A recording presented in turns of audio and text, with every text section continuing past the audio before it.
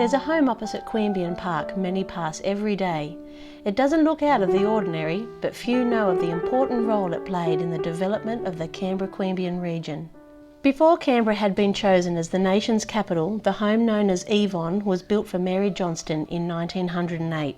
Mary and her grazier husband John had one son, Ansell, and they moved into Queanbeyan from a property in Williamsdale.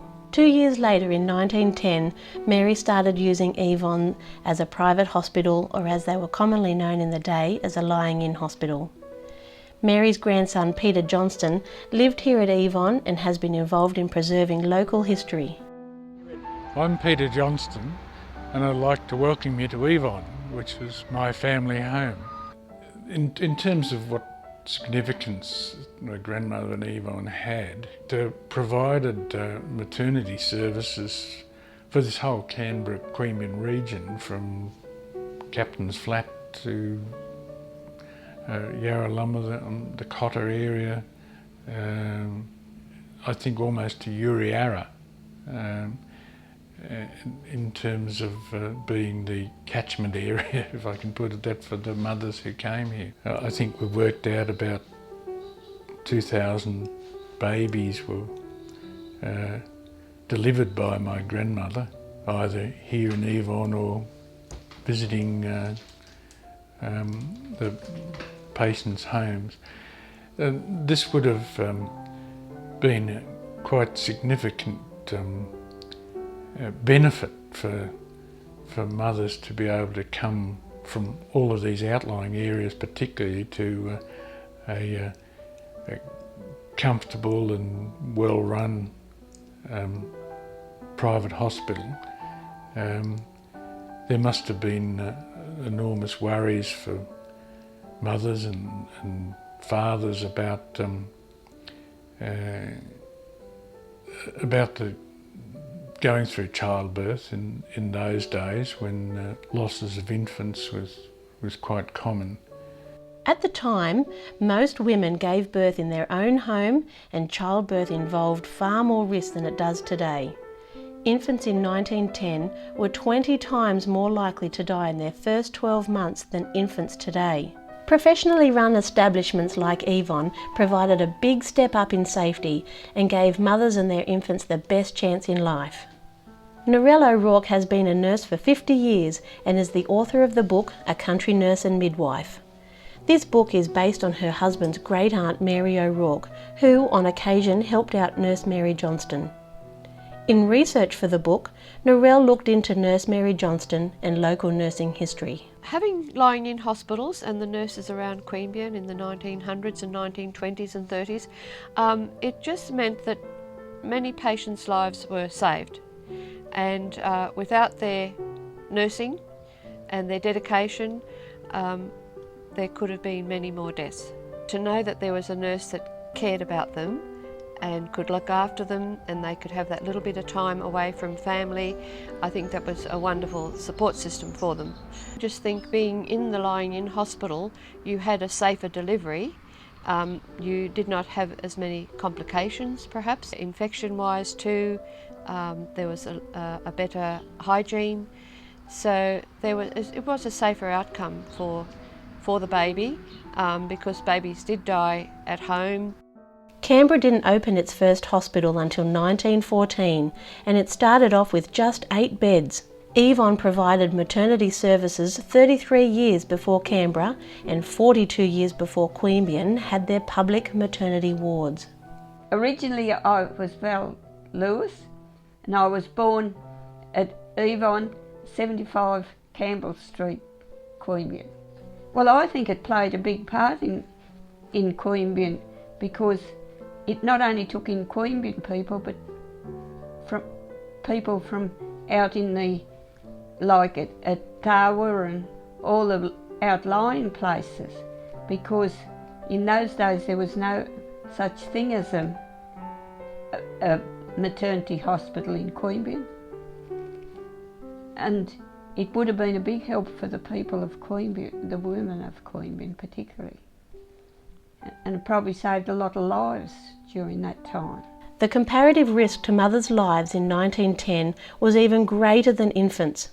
In 1910, mothers were an astonishing 278 times more likely to die in childbirth than they are today. As far as Evon was concerned, I was born down there. I think the people that lived here then appreciated what went on down there because they didn't have anything else. And as far as we were concerned, we just understood that it was Evon where the mothers went to have the kids, and that's where they were looked after. Times were about to get a lot tougher. These times, they were very difficult times.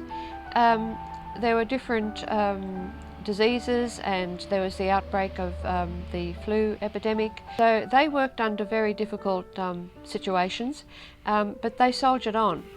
They would have found it very difficult because during they would have had children during the First World War, when the influenza epidemic was on in the 20s, and then there was the Depression, and then there was the Second World War. During these tough times, mothers and babies needed more care than ever before. I also think it would be particularly from these women from these homes in the bush, it must have been a great social benefit to come and stay here for a week or so in a house with other women and with whom they made friendships and were able to spend some time in a more friendly situation and safe situation than they were in their homes in the bush. In my possession I've got a gold watch that was presented to my grandmother, and it reads, "To Nurse Johnston in appreciation from the McGuinness family, Christmas 1925." I would imagine that there were probably several children born here, or there was a difficult birth in which my grandmother had assisted, and the family appreciated her services and gave her this watch the following Christmas as a token of their appreciation. Other nurses helped out and new private hospitals opened in Queanbeyan.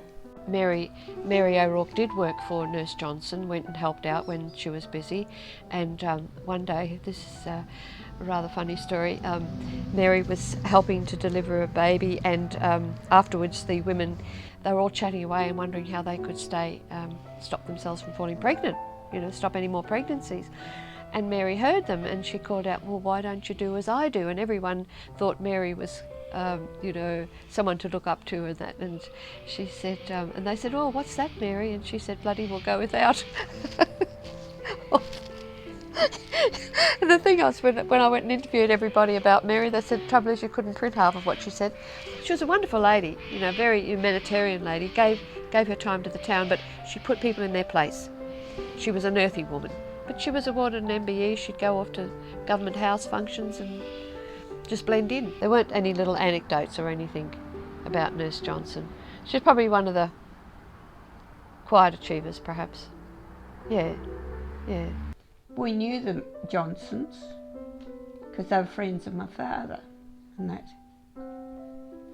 And that's how I would have known them. And they were prominent people of the town. John and Mary Johnston's son Ansel also played an important role in Queanbeyan healthcare. My father obviously grew up here and surrounded by these constant flow of mothers coming in from around the place, and would have seen the value of a hospital service of this type. He then was elected to the board of Queanbeyan District Hospital, and after a year or so he became the secretary of the board in a voluntary role, and then I think several years later the board decided to appoint a permanent secretary, and my father was engaged as the secretary, and he served there for 35 years and finished up as Chief Executive Officer of Queanbeyan District Hospital. He had seen it go from small rubble stone building that still stands on Collett Street there to a very large brick hospital that has only recently been replaced by the current hospital building. During his time, a maternity wing was established in the district hospital, and I think from that time private hospitals such as this ceased to exist because of the better facilities. It wasn't just Peter's father who worked on the hospital board. Peter and his brother John also served on the Queanbeyan Hospital Board. That's 3 generations working to improve the health of their community. This is the midwifery bag that Mary O'Rourke took with her when she went to deliveries around Queanbeyan, and this is very similar to what nurse Mary Johnston would have owned. So that's the breast pump for breast milk, and this is the little fetal stethoscope for listening to the baby's heartbeat. A beautiful handmade mask here, very different to what we use today. The masks today are disposable, but this is a darling little one handmade. Declines in diseases, improvements to care, sanitation, medications and mass vaccinations significantly improve the health outcomes of mothers and their babies. Evon is no ordinary house. It's sacred and precious. 1,700 lives came into the world under its roof. These families grew and helped build Canberra. There's no doubt many lives of mothers and babies were saved through the hard work of Mary Johnston. If she wasn't there to provide this care, perhaps some family trees would look very different today.